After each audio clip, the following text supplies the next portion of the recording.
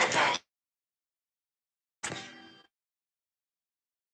I said, baby girl, honey got you.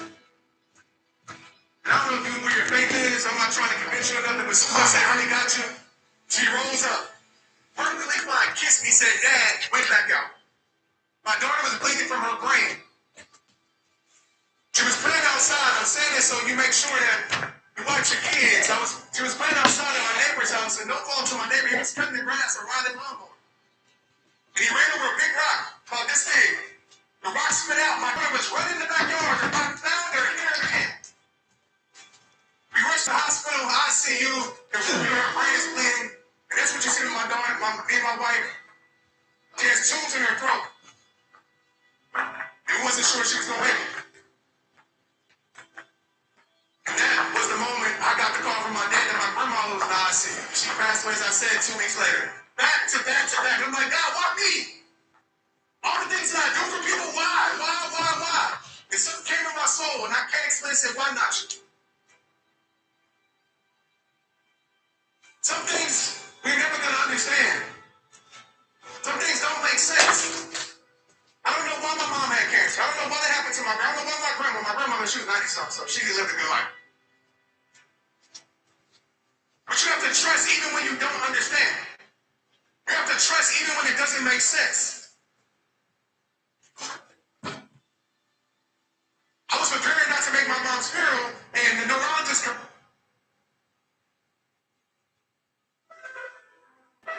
There's a lot of thought behind a person being a born loser, becoming who I am today.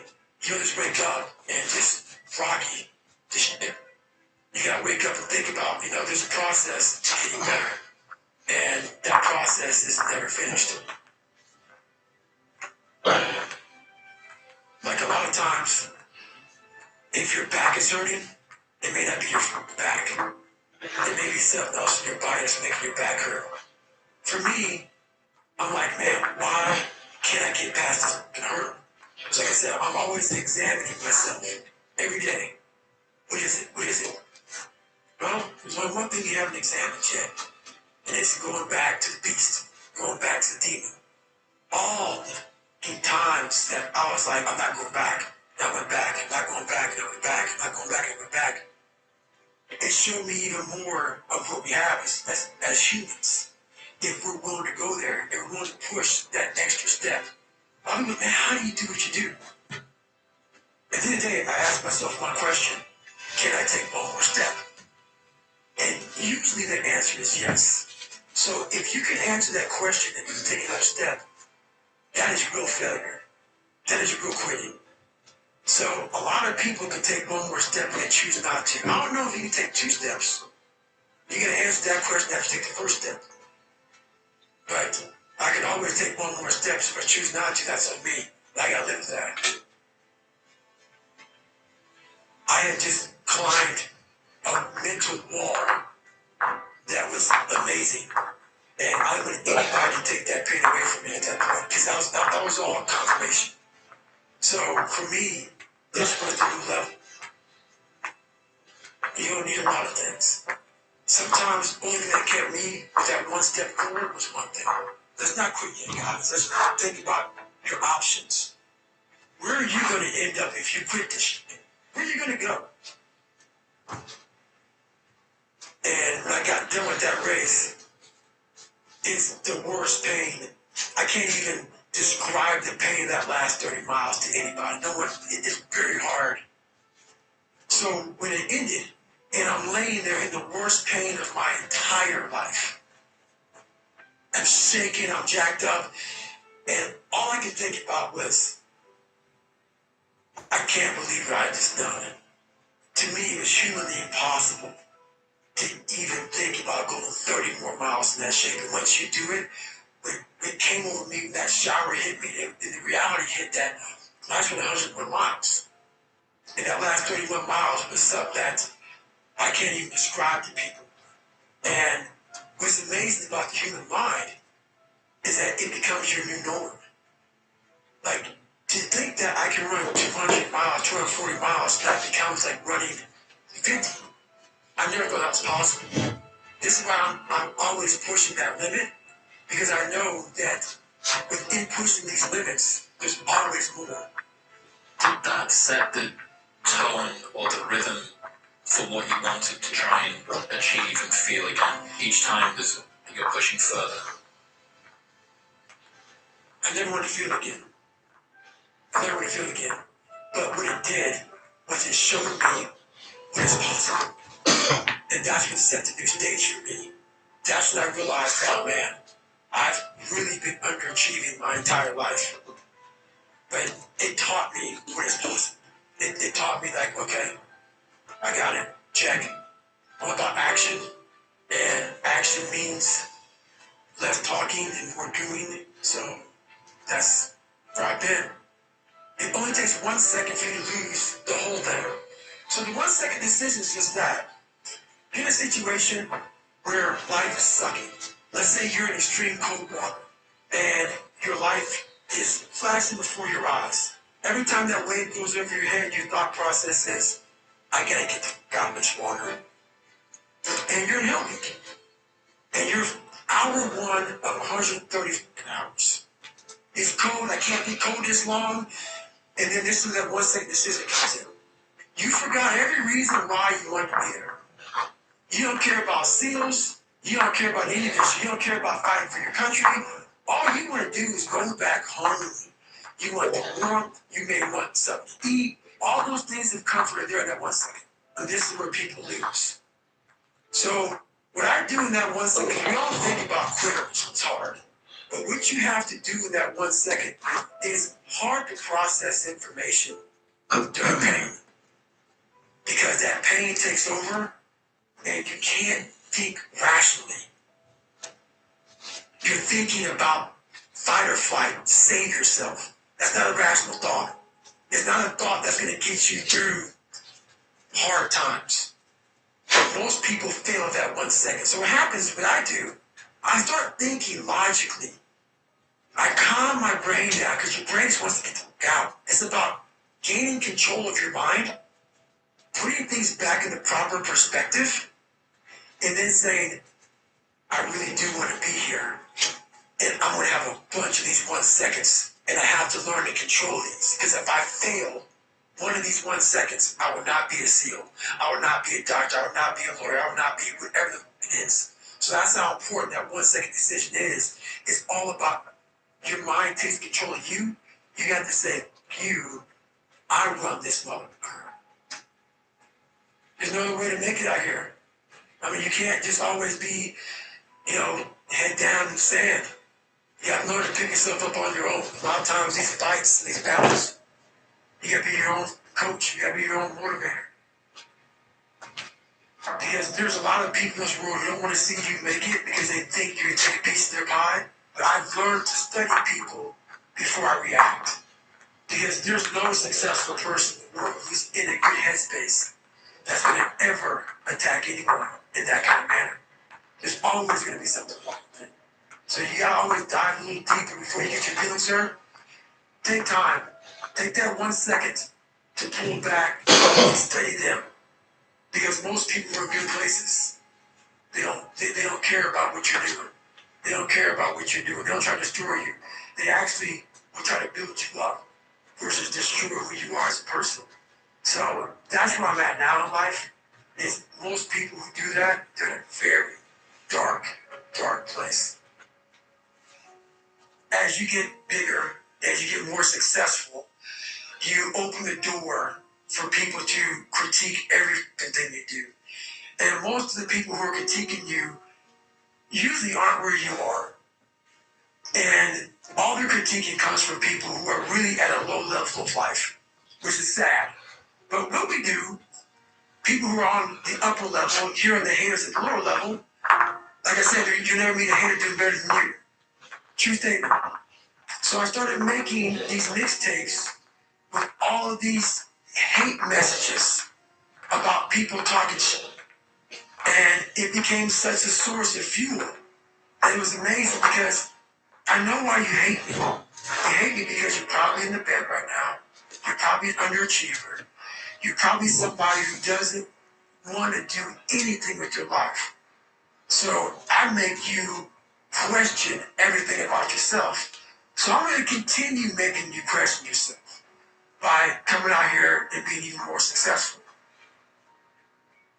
So what happens is, there's days where I'm like, you know what? I really don't want to do this today. And I'm like, okay. So I listen to that while I run, and sometimes play it in the house. It's half comical, it's half inspiring. I'm actually inspired by it. Because I know I'm going to get hit in the mouth. There's an art to get hit in the mouth. And that is why these things are important. You have to wake up and you have to give yourself belief. You have to give yourself confidence. It starts with that run. Belief is like, there's an after school special belief where the mom says, believe in yourself. And that's all great. But there's also a built belief. How I build belief is through the daunting tasks I put myself through. So that's proof positive that I can.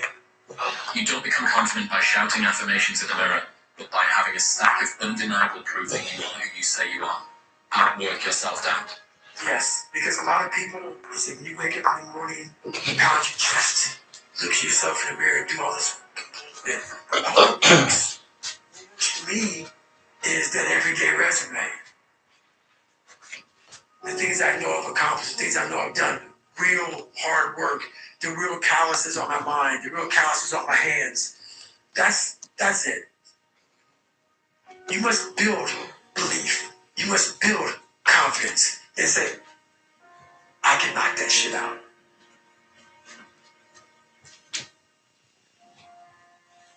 Instead of the path of least resistance, I started choosing the path of most resistance to prepare myself for the journey that was going to be. And you realize through hard work, you can outwork anybody. Now, how bad that's that? It starts with yourself, man. You gotta start diving into those things that you're afraid of. You don't gain confidence by going to a spot that makes you feel good. It's gonna be a false reality.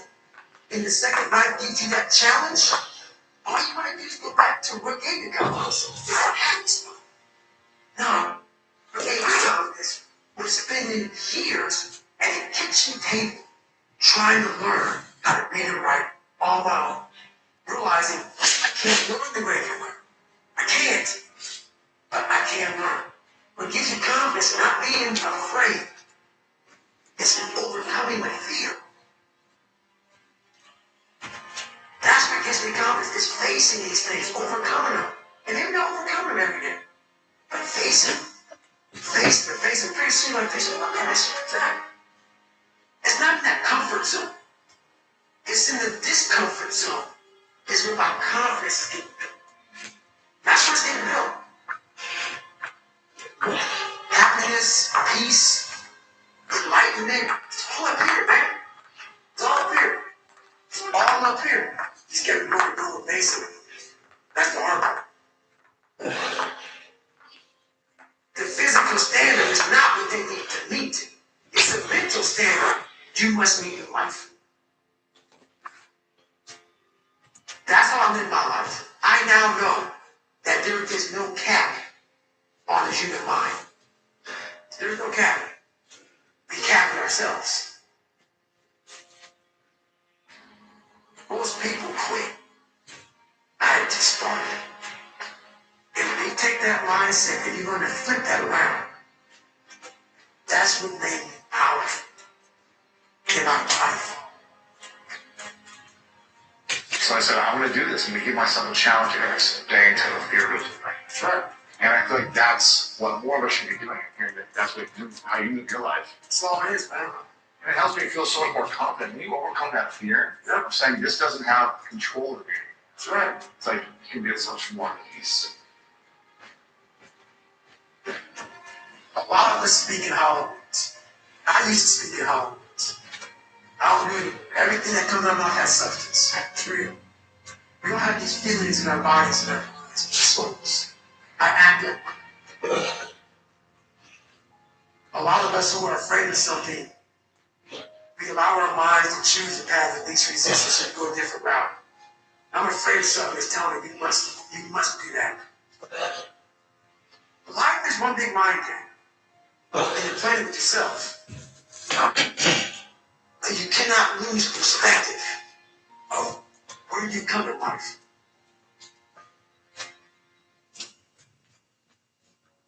I'm trying to give people a different thought process of life where failure, hell, disappointment, discomfort is a great learning tool. And many people don't understand that. But it's these few moments in life that you have. Like for me, I always talk about it. Rocky won round 14. That 1 2-minute and 13-second clip of Rocky getting up when Apollo knocked him down. That one clip, when I was going through a very bad time in my life, I saw what I wanted to be. And one, a guy that won. A guy that won everything he did. It was a guy that kept being up after being knocked down. So I realized that 2 minutes and 13 seconds changed my life. So all it was. I saw something that I needed to be in the world I was living in. Maybe my story will give someone 2 minutes and 13 seconds, maybe, to change their life. Everybody's got a story. We don't share on social media. We share our nice life. We all have a dungeon. I'm just willing to talk about mine. Mental toughness isn't something that you sample. It's something that you live in every day. Whenever part of this comes, remember what it is. It may be different for you than it is for me, but you go back to your insecurities. And then you go back to your insecurities, you then look for comfort within those insecurities. And we all look for that comfort. God was forgiven. You were sad. You were sick. We look for our wife. But we look for comfort. It's in those moments you must retrain your mind to think differently in health. The mental state is you must know how far you've come.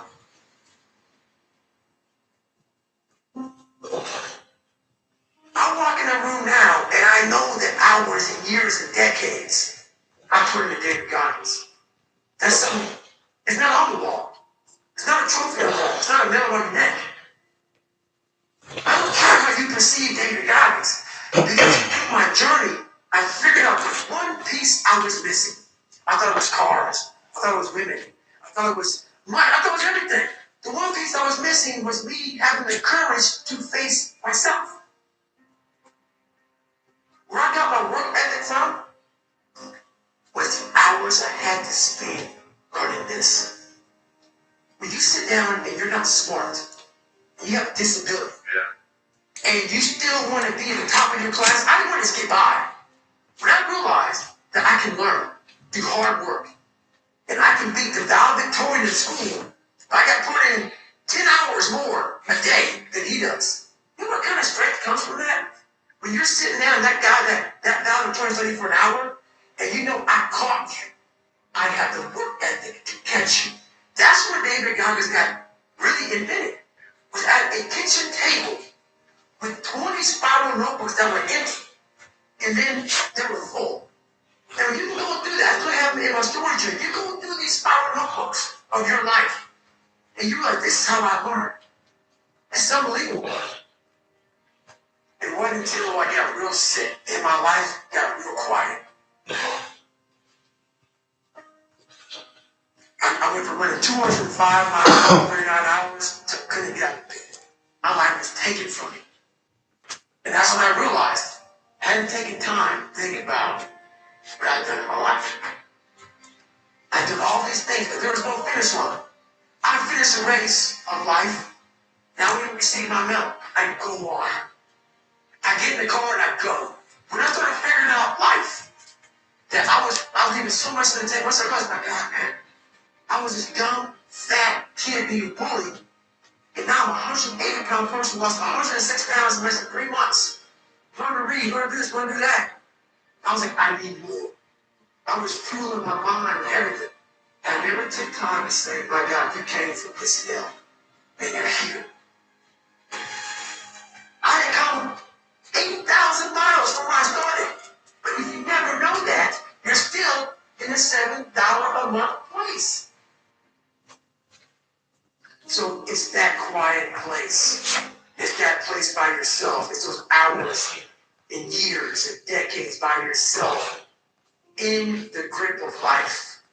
When life has you by the throat and choking you out, and you're sitting there calm because you're trying to figure it out. You're not panicking.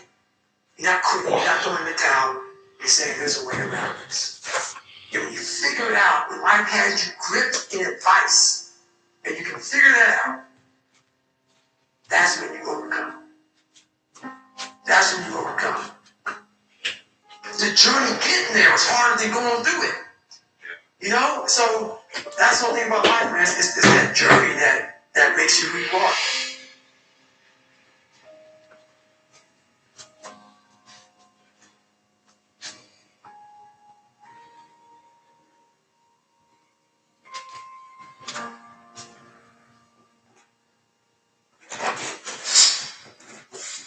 Always do your own judging.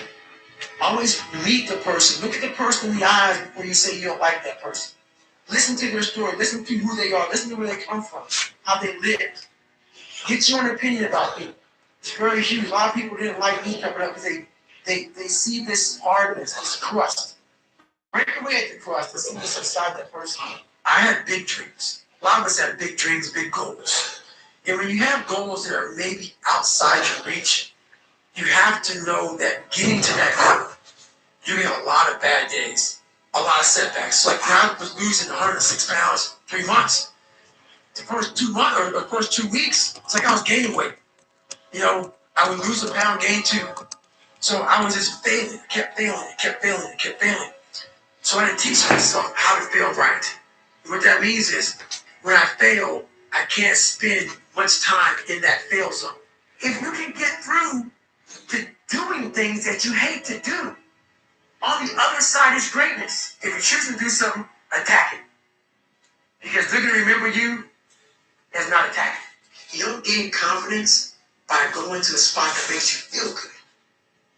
It's going to be a false reality.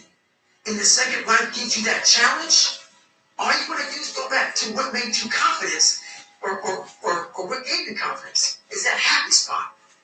No. What gives you confidence, what gave me confidence, was spending years at a kitchen table trying to learn how to read and write on my own. Realizing I can't learn the way you learn. I can't. But I can learn. What gives you confidence, not being afraid, is overcoming the fear. Whenever I'm weak at something, whenever I'm scared of something, I master it. I was a weak-minded person, so I mastered my mind. And in mastering my mind, I mastered the human mind. And I realized why I don't like to judge people, why I don't like to put people on a pedestal, because we're all f***ed up our own way. We all have demons. Some people hide them better than other people. So I know we all have them. But me knowing that, I'm the most alpha males. They're very fragile. Very fragile. They never want to see another person harder than them. Especially in that kind of realm. Ego attached. The ego, Very strong. Ego will f*** you every time. Ego is serious. So if I can hurt your ego, I got you. If you can form the rest of your life, live inside of yourself.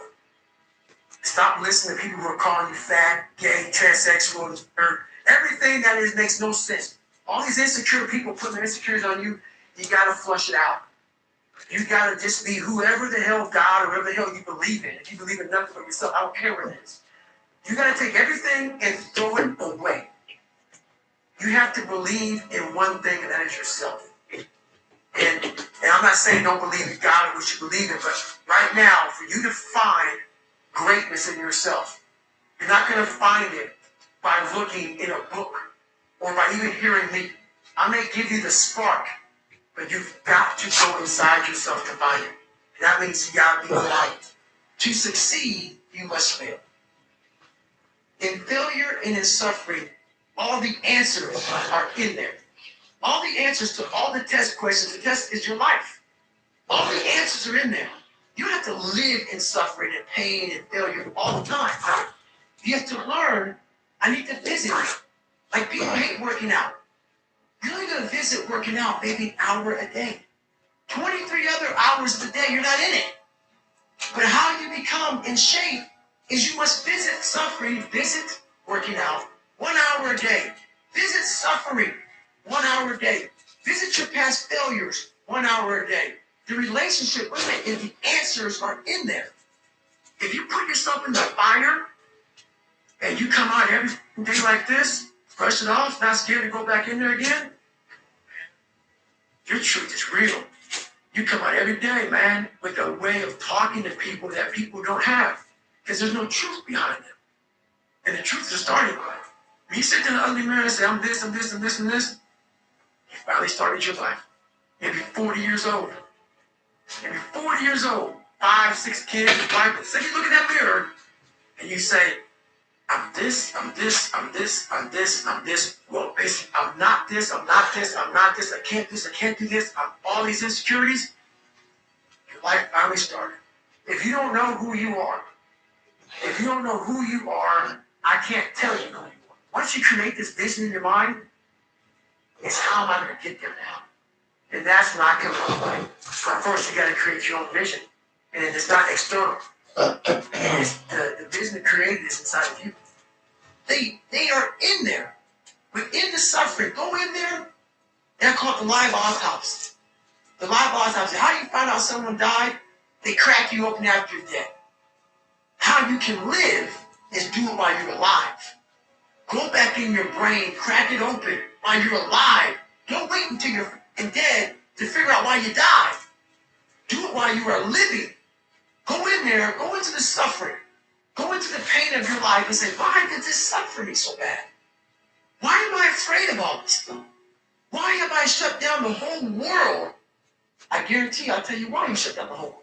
It's in these nooks of the suffering within your brain, in the scarring, are all the answers to why you are on the couch feeling sorry for this. They lie within the scars. Visit them for at least an hour a day. Study them. And then you'll find out more about yourself. You will then grow. You have to face yourself. So many people live to be 100 years old and they die miserable, having everything, because they never examined. I call it my live autopsy. You never examined this. Happiness, peace, enlightenment, it's all up here, man. It's all up here. If I start talking like this, people go, man, I don't know. It's the truth. That is true. It's all up here. He's getting willing to go and face it. And that's the hard part. I did all of the work alone. And while I'm still hard on myself, I know what I did. So whenever times get bad, people are all this, who's gonna carry the bullshit up? That's real. I hate that people know me for that guy, because that guy is not every day. Like when they see me, they want that energy. That's not me every day.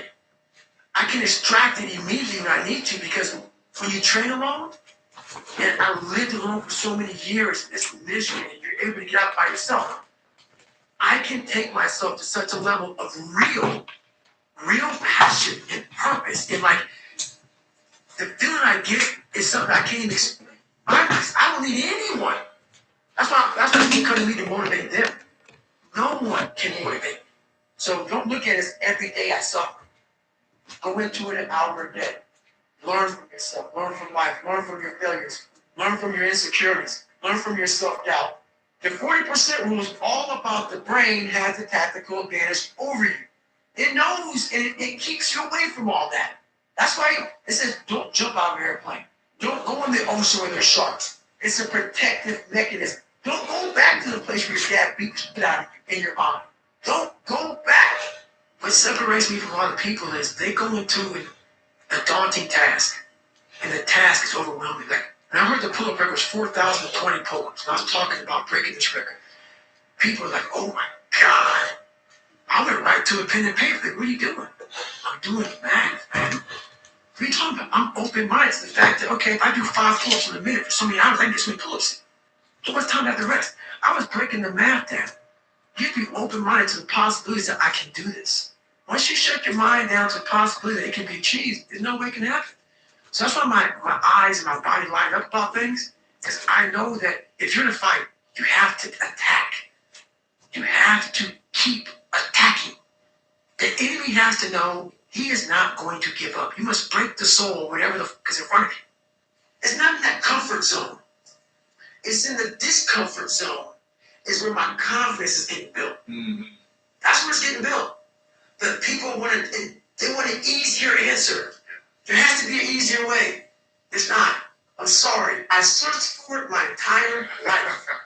The brain protects you, but protects you so much it doesn't allow growth. So the brain is an amazing thing, but the brain controls you. You must control it. You must take power over your own mind, or your mind will guide you into all the soft places that your brain wants to live in. Your brain has enough information. It doesn't want to go through that process of mind hardening. It doesn't want to do that. I gotta remember what time I gotta be here, what time I gotta be there. This is where I want to stay. I'm peaceful. I want to stay very peaceful away from scarring. So that's what it is. I got to experience the beauty of true willpower. True you. I'm gonna fail. I'm gonna fail. I'm gonna fail. I'm gonna fail. And I will succeed. So by me having such a fragile ego going up, all this was my advantage. And I was doing a live autopsy on how f***ed up I was. I was like, hey, this me up. I better tell people up too. So I started using all these different tools and tactics to get in instructors' heads. And taking souls, that's what happened, man. We're Wednesday, freezing fucking cold. Everybody's jackhammering. Everybody wants to, everybody's just want to get through it now. I want to be an expert. A mental toughness guy, beyond mental toughness. The only way to do that, in my eyes, is to put yourself in hell. Put it in hell, repeatedly. Repeatedly put yourself in hell and study how you process. And that's how I was able to do all these different ways, all these different tools to slow the mind down in hell. Because the mind just speeds up. The mind wants to get out of the painful situation, the suffering. It can't process it. So that's what I realized by going through all these different processes of being in hell weeks. It's just that.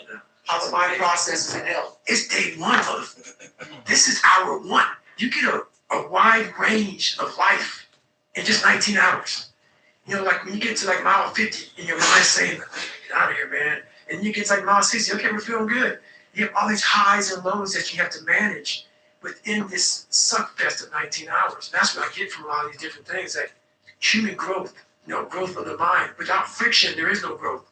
Without friction, there's no growth. If you don't think about yourself, there's no pain. Which can also lead to pain later on in your life. But in these moments when you're struggling, if you are a true leader and you're worried about your men or women beside you, your mind doesn't care how cold you are. Your mind's only worried about taking care of the men or women beside you.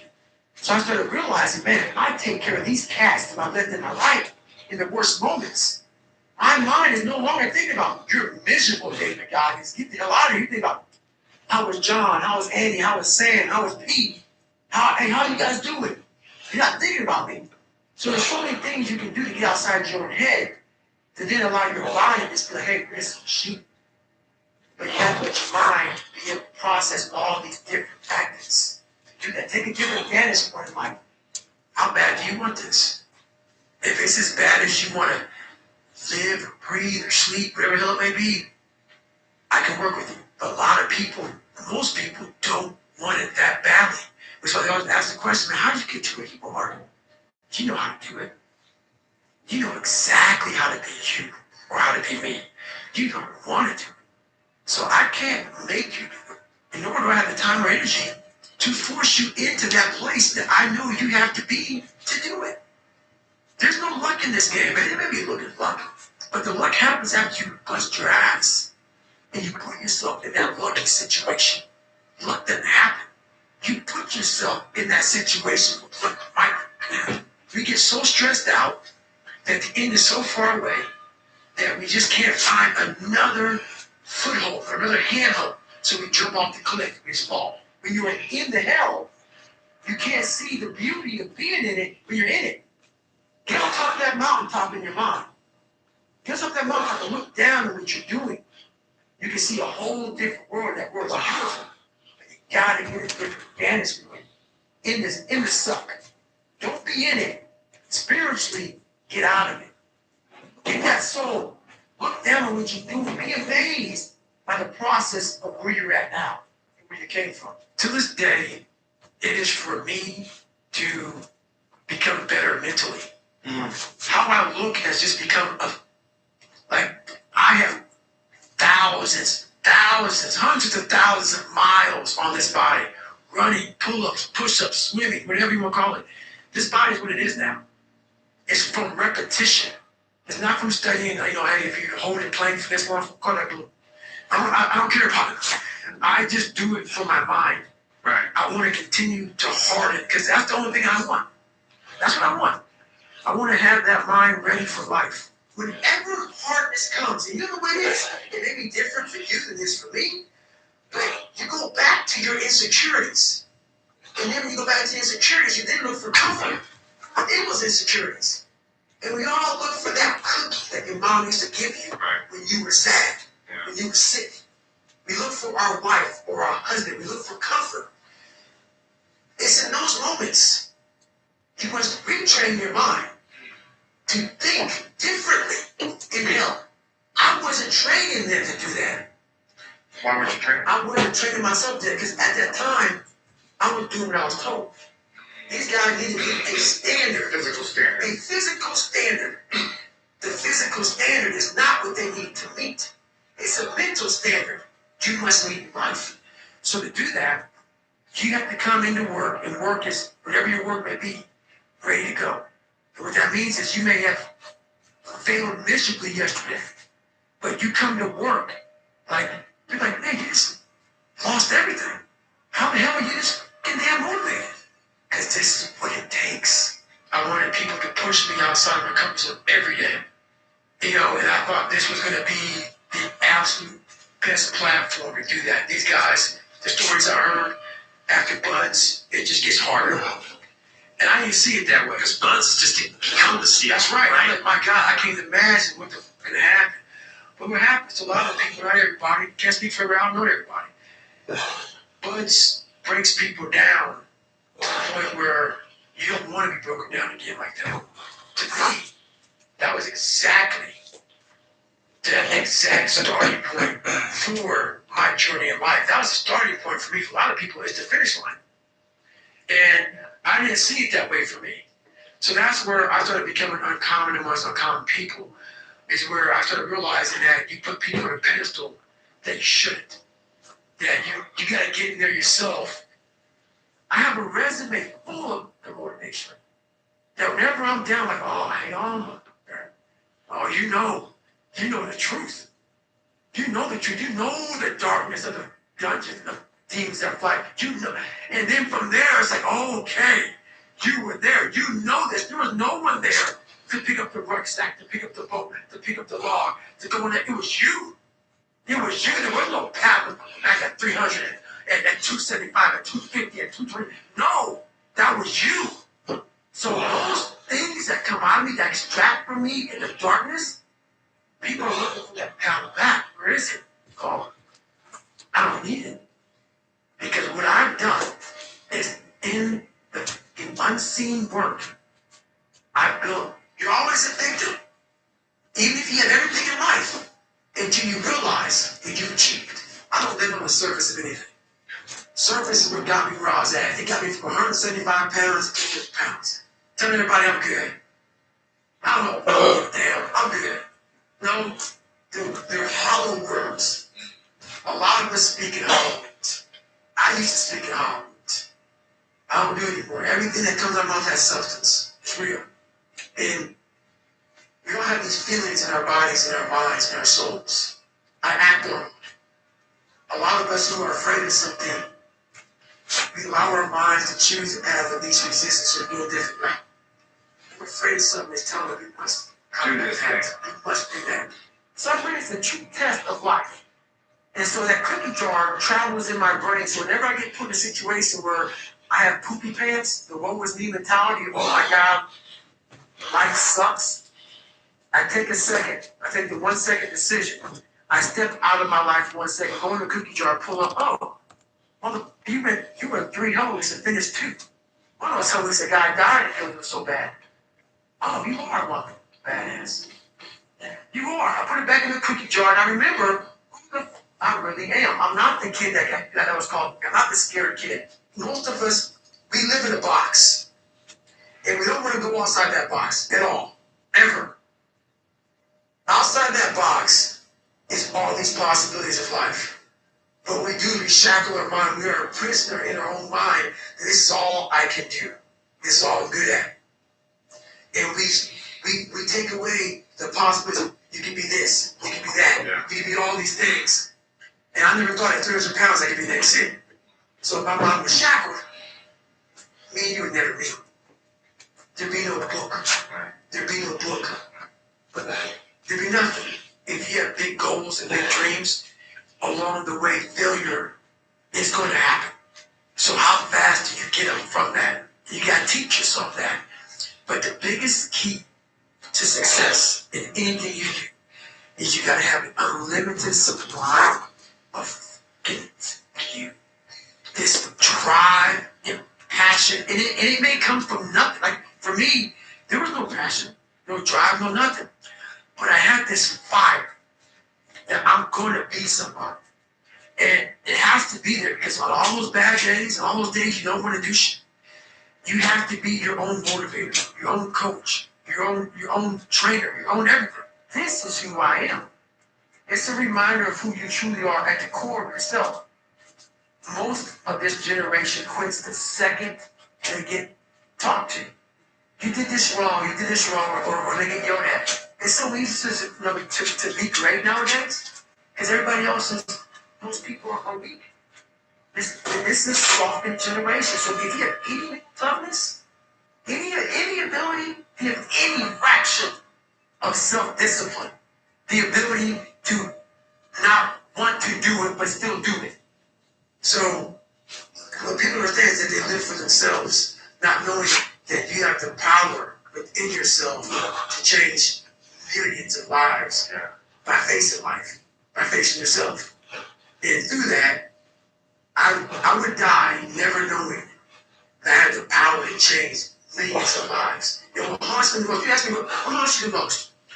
What haunts me the most is if I would have died at 300 pounds, let's say I was 75 years old, I got to heaven, and God has a chart like that of everybody's life. God knows all. Let's say that. I don't care what you believe in. It doesn't matter. I'm not judging anybody. But let's say my thing is God.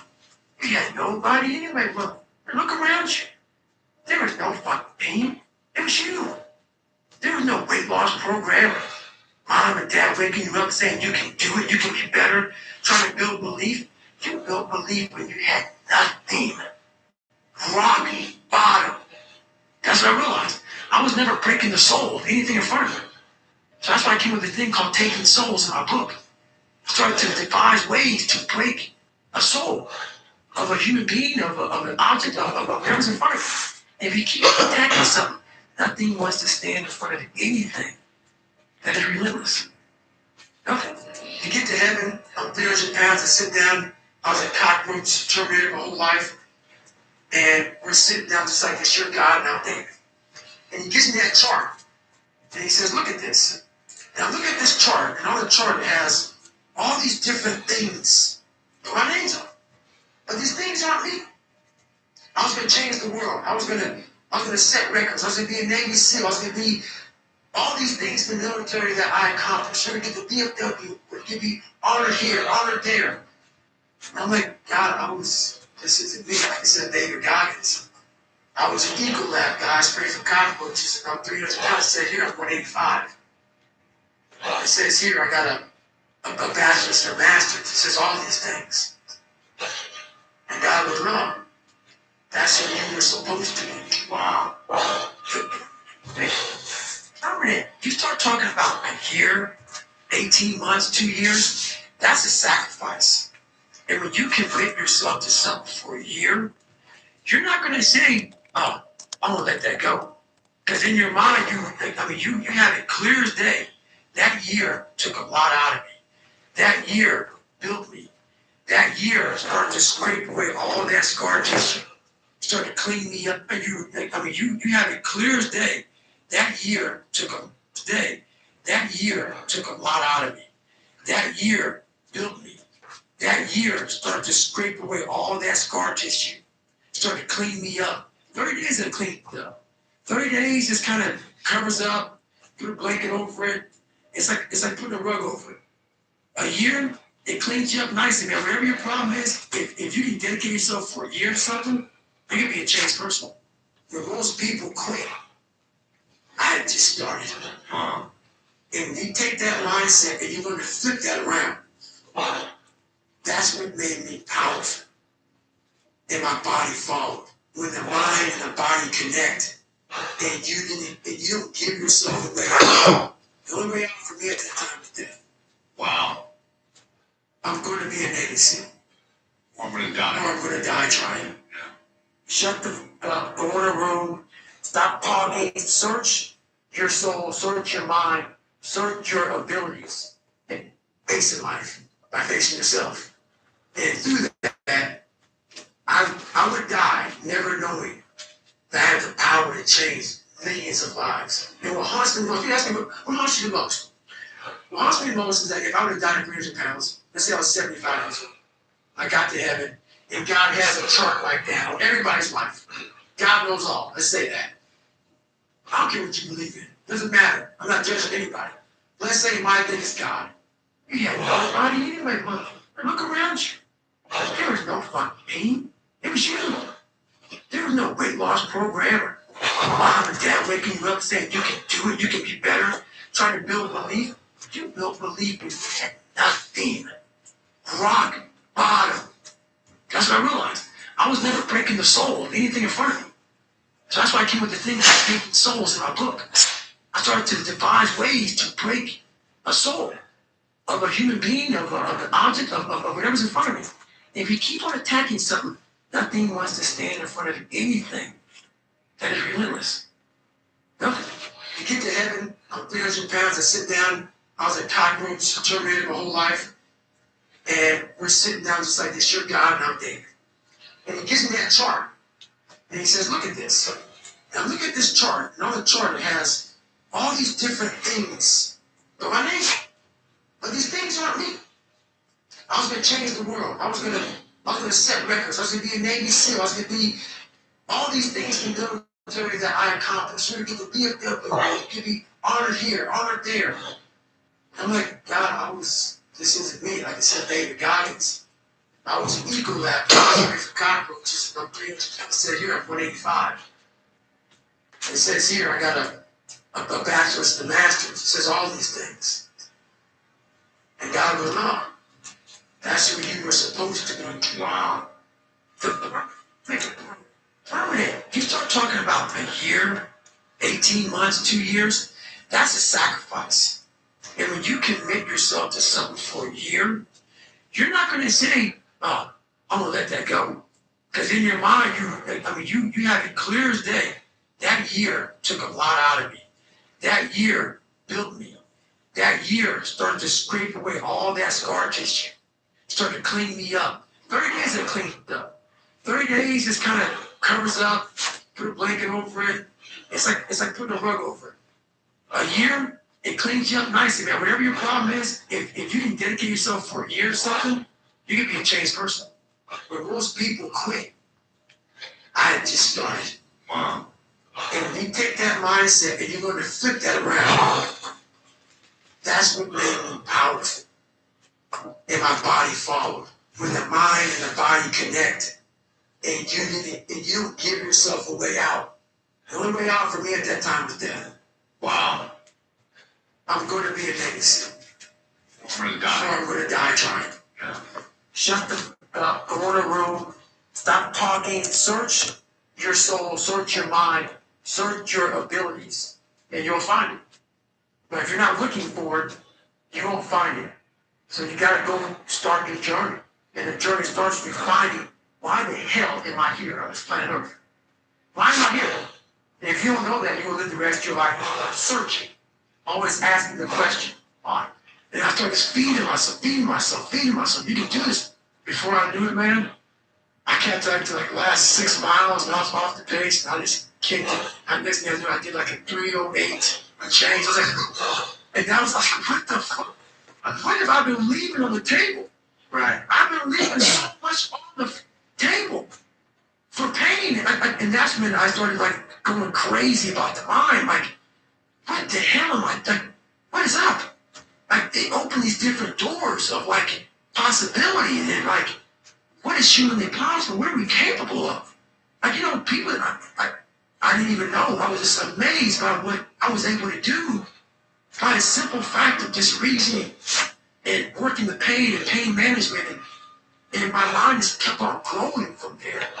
And it happened in Helby, happened 100 Mile Race, happened here, and started evolving into what it is now, to where now I'm like, God, dog, man, the mind, no matter how far you get in life, you have to be able to go back to scratch in your mind at a moment's notice. You can never get so far beyond scratch. What that means is, when you accomplish something in life, if you're going to go back to scratch and go back to that $7 a month place where I once lived and visit that place for a long period of time, if you were here when you went back to scratch, you would now be here. Scratch is what makes you better. Scratch, friction, obstacles create growth. That driving force that tells you, I have to do this. I take great pride in the fact that I was nobody. And what you just described put goosebumps on me, because that's exactly what I took pride in. When I'm going to make sure you're good. I'm going to tell you right now, she's right there sitting. She knows I don't buy myself shit. I take great pride in that. I don't much, because how I'm wired. I'm wired to, hey, mom, I'm going to teach this, and this. My girl, everybody's got everything. I don't even own a fucking car. I'm a multi-millionaire. And I say that with pride. Because what I was here to do, as a man, and men may not even want to hear this. It sounds so barbaric. That's the pride what you have as a man. Is that you see your mom, you see your girl, you see your kids, you see all that. You see them doing well. That's all a real man wants. I'm all in this country for you to do you. And I am all about you doing you, and I'm going to do me. And I'm going to do me, you talk. And I believe I earned the right. I don't even have to earn the right. It's because you live in this country and you earn the right. You gotta